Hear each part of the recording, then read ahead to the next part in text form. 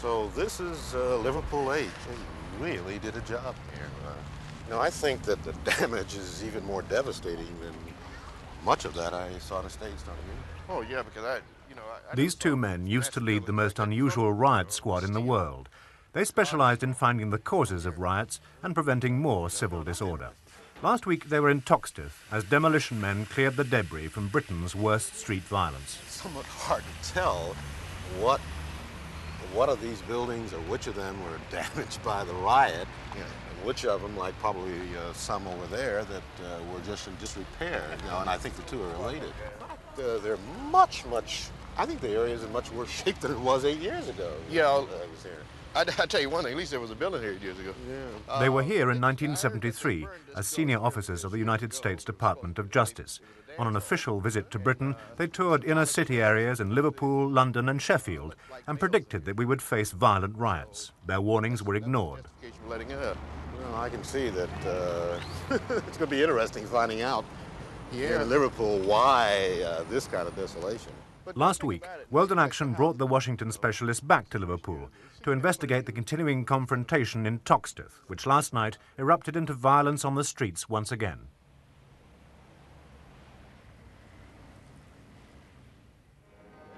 America, with plenty of experience of riots, went through its long hot summer in 1967 when there were more than 40 serious clashes in the ghettos of major cities.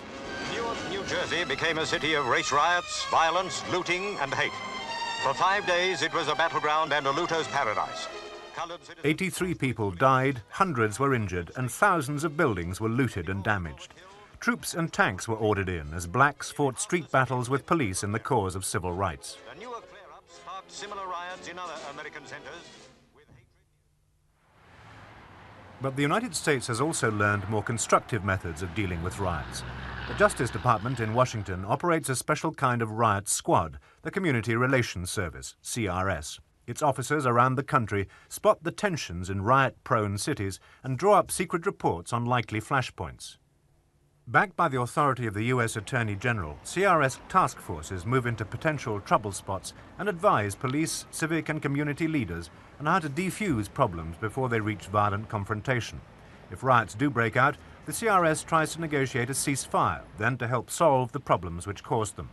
Tommy Oles, a former special assistant to the director of the CRS, told us how its officers worked. He would be out working the streets. He'd be talking to the local people standing on the street corners.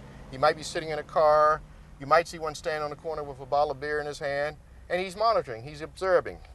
And he's feeding information back to our command center. You could never tell from riding through the street who's the rioter and who is a CRS member, because our people were out there on the streets right in the middle of them. And of course the purpose of it was to observe what was going on, to try as much as possible to prevent violence. And also where we could be of assistance to them or to the police as far as saving somebody's life or perhaps in saving a store. A lot of times the police weren't that happy with having us on the scene. They knew that we possibly had information by being in the community that they did not have, and we were not permitted to share that information. So we became part of the community. That's the key. We knew their problems because we lived in that community. When they saw a rat run across their hall floor, I saw the same rat. And their argument is, the Community Relations Service, you know what's going on because you're down here with us, but the police don't know. Mr. Oles has a unique insight into riots. He's been a policeman confronting rioters in Georgia. In the Justice Department, he worked with Dr. Ben Holman, director of the Community Relations Service, for 8 years. In their Washington office, the two men described how they'd visited Britain in 1973 as advisors to the British Community Relations Commission and told them that tensions in all the cities they visited, Liverpool, Sheffield and London, were building up to danger point. I did not think at the time that the British government had an adequate apparatus to deal with the situation. I said at the time rather confidentially to our host that I didn't find that the government had the kind of structure that could cope with the situation. I felt strongly that they ought to have a structure that was more activist, that was more involved at the grassroots level in the community, that forums and educational programs were fine, but that you were dealing with very, very real human situations in the country. And I warned them, I said, you don't have to go through the turmoil that we went through in the United States, but you're going to have to find some policies that will get down and provide better jobs, better housing, better education, better opportunities, better police community relations. We ticked them off, 1, 2, 3. Which of those factors started the riot in Toxteth, the most serious of the disturbances in Britain's inner cities? In Liverpool, we asked Dr. Holman and Mr. Oles to use their specialised skills in looking for causes and solutions. They watched film of the violent street fighting, the destruction expected to cost £10 million. Well, this really is much worse than anything I saw in those early riots in the States. We just didn't have anything like this in New York, maybe some stoning, but not whole buildings going up in flames like this. Look at the police, they don't have any control there, none whatsoever. The police finally did regain control, but only with the controversial use of CS gas for the first time in mainland Britain. More than 300 officers were hurt by missiles and petrol bombs, and the following day, Chief Constable Mr. Kenneth Oxford was clear about the cause. He received 1,000 letters of support.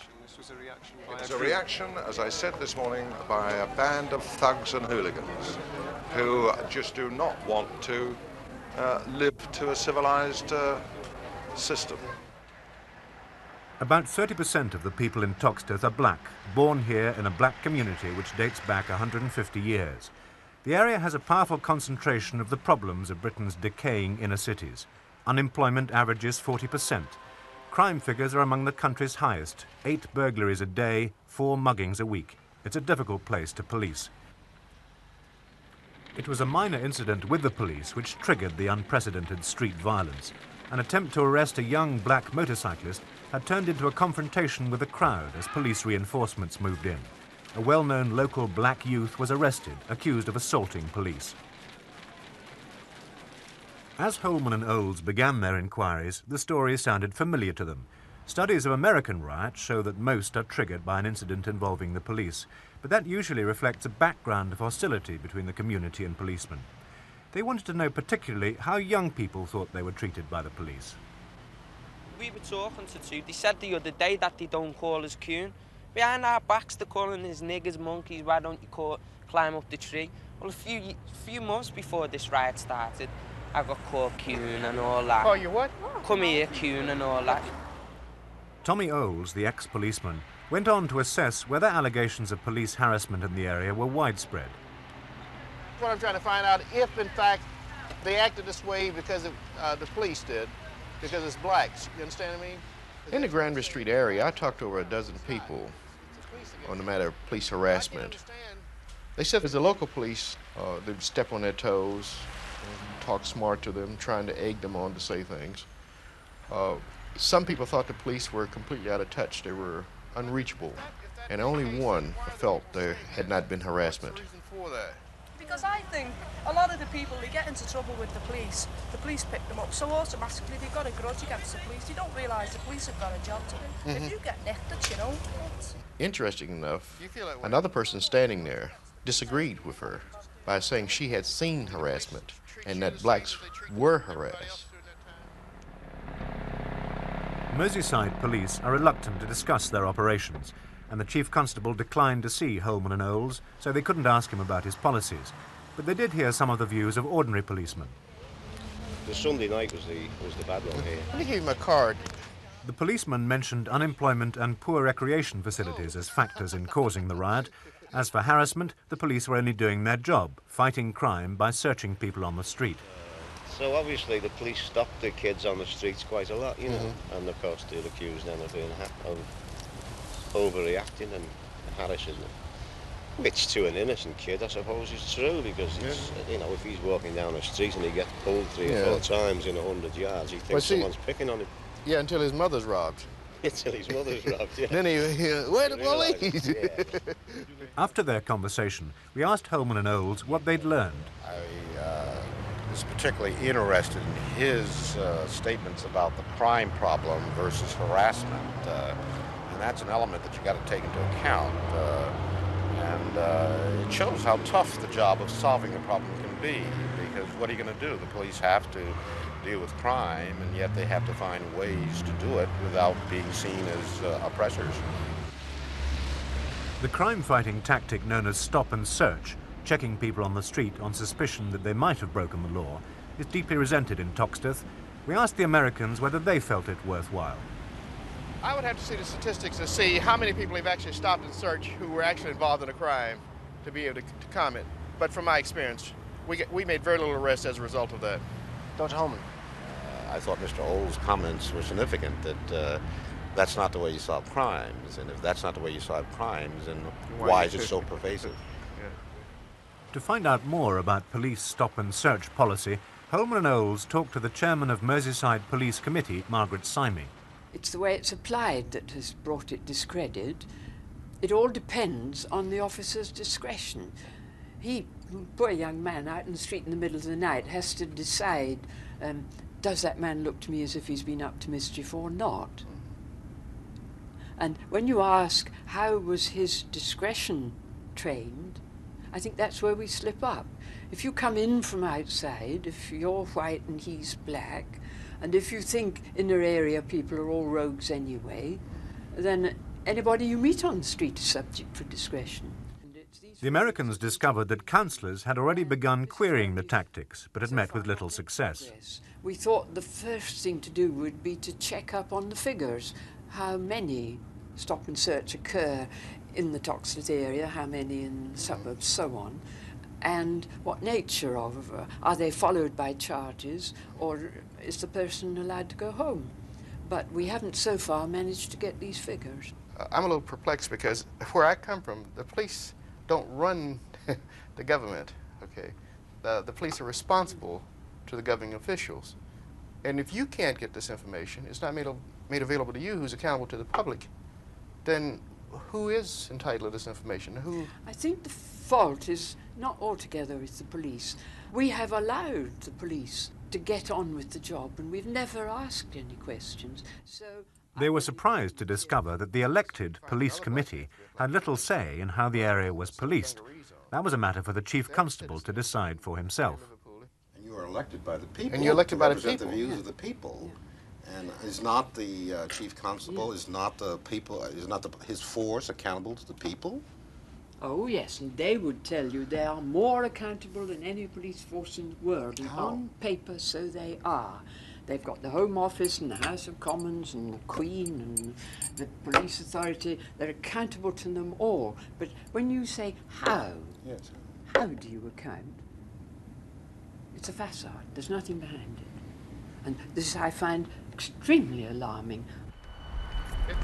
They got a bad situation, I'll tell you that right now. To defuse street violence, America's Community Relations Service always tries to bring together rioters and local politicians.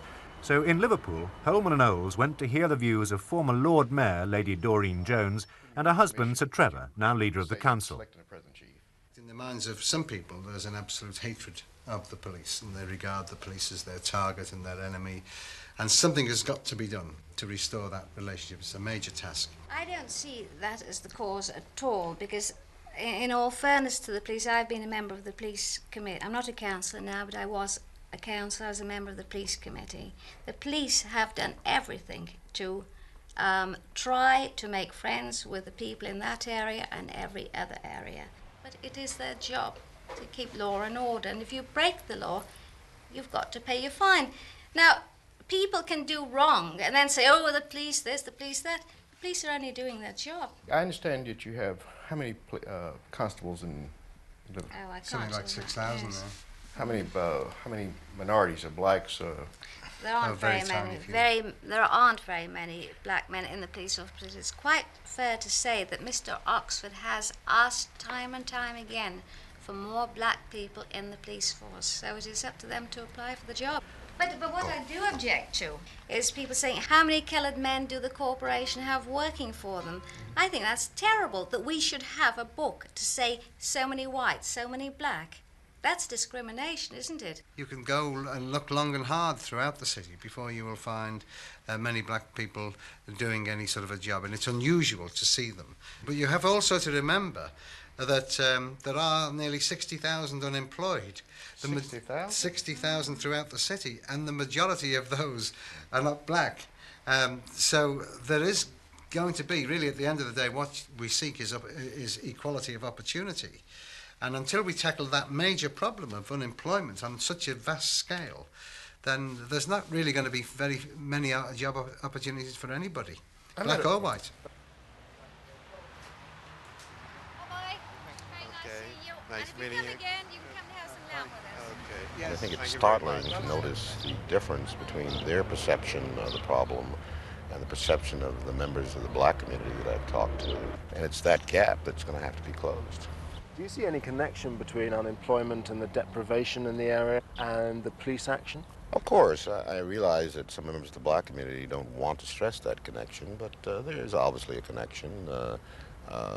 For example, if some of these young people in the community were employed, were working, in the first place, it would not be idly on the streets, and it would reduce the chances of confrontation with police. So I believe that there is a connection. Well, good morning. Can I, first of all, deal with some mechanics? I have a fairly tight time schedule in that I have to go for a lunch. Environment Secretary Michael Heseltine started a 3-week visit to Merseyside last week. He said he was there to listen, but warned that he didn't have a pot of gold to spend on the problems. Holman and Olds continued their inquiries at the minister's press conference. Concerning the scope of your inquiry, are you going to be concerned with matters such as the way police responded in the riots, and I'm specifically just try to referring... say a word, I think, in response to that question. I haven't come here to do a sort of Lord Scarman exercise as far as Liverpool 8 is concerned, Toxteth is concerned, the equivalent of what he's doing in Brixton. But having said that, if people want to make points about the relationship of the police and the community and the way in which policing takes place, and they've got thoughts on that, obviously I will listen. I hope, I would say, that that isn't all they'll want to talk about. After the minister had left to start a tour of the area, Holman and Olds gave their view of his approach. Well, I was noticing what he had to say about the police, and that he didn't come here principally or primarily for that. However, if it were discussed, he would listen. It was almost like that's not an issue, and that's very much an issue from what we've heard since we've been here in Liverpool. The police are the center of the issue, and for him to say that would lead me to believe perhaps he's not really in tune.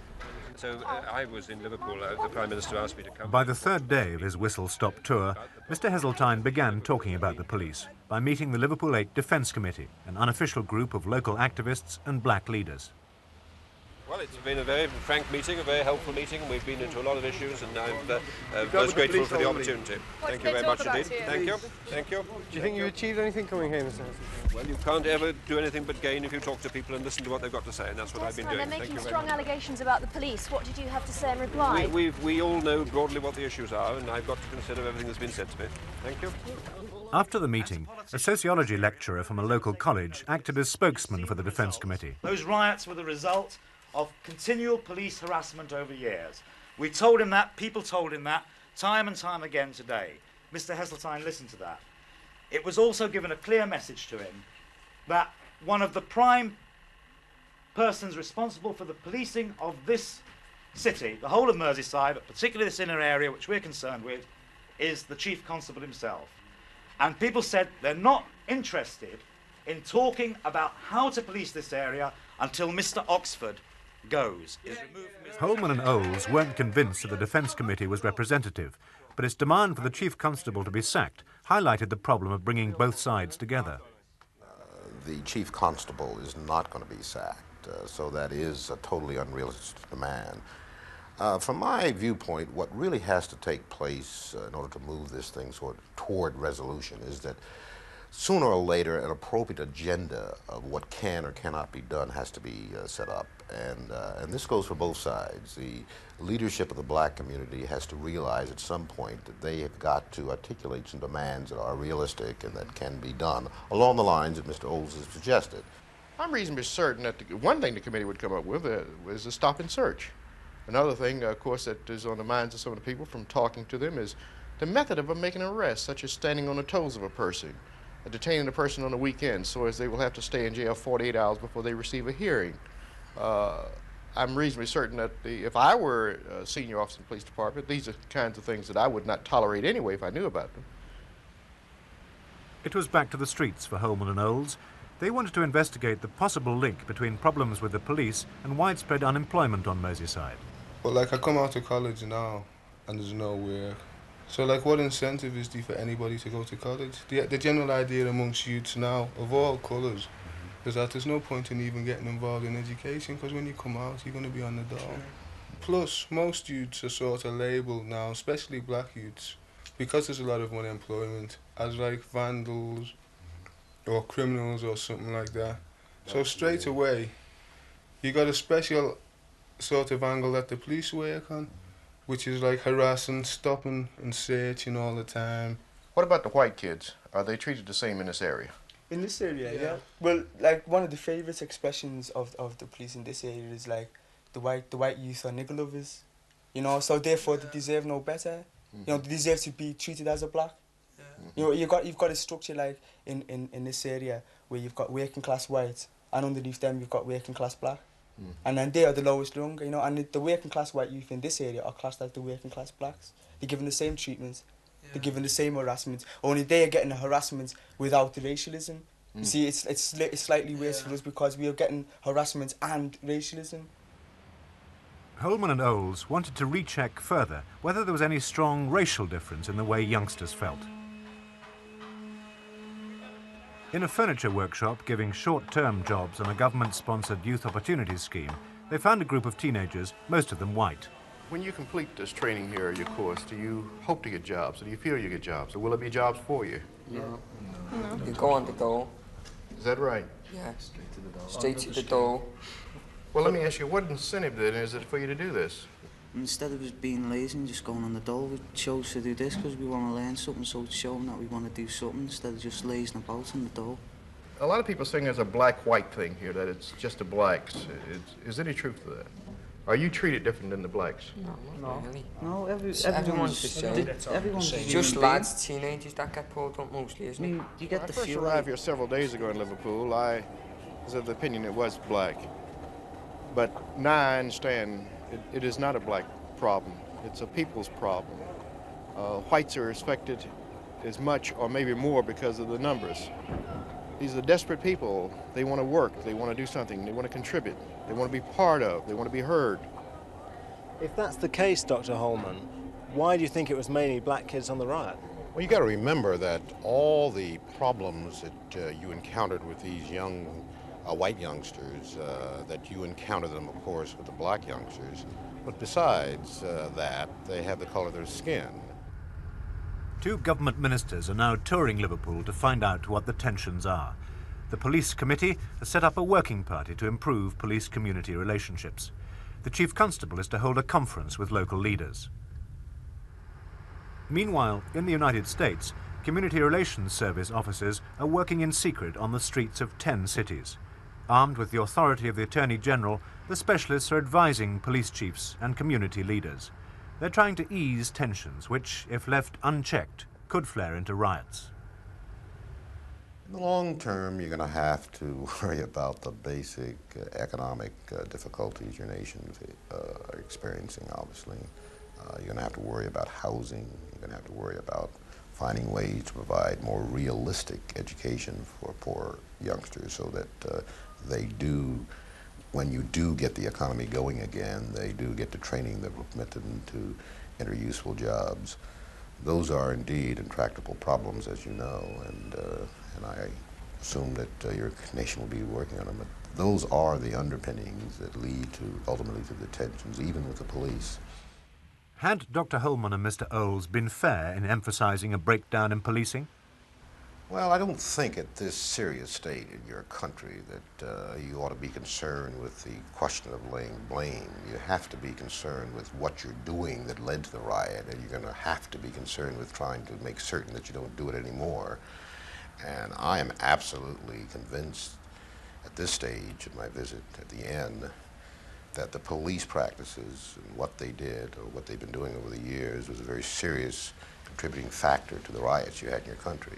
Maybe somebody need to take a look and say, you're overdoing your job. And that's where an agency like the Community Relations Services, under sponsorship, could do a lot of good. Could an organisation such as the Community Relations Service realistically work in Britain? It would have to operate perhaps somewhat differently. I certainly would not advise you to try it just on the local level, but I think that given the kind of authority that your central government in London has, I think it might work better here in Britain than it did in the United States.